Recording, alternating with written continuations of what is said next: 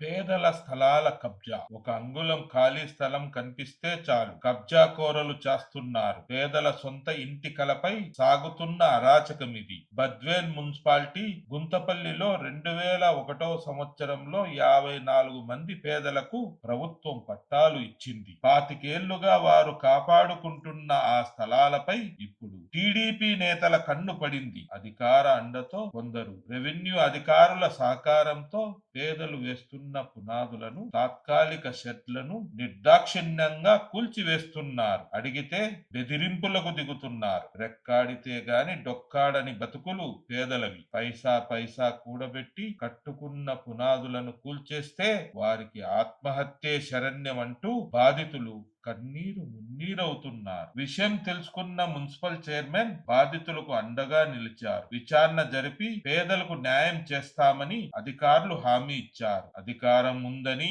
పేదల పొట్ట కొట్టడం ఎంతవరకు న్యాయం? మీ అభిప్రాయాన్ని కామెంట్ చేయండి. న్యాయం కోసం ఈ వీడియోను షేర్ చేయండి. మరిన్ని ఇలాంటి వార్తల కోసం మన ఛానల్ ను సబ్స్క్రైబ్ చేసుకోండి.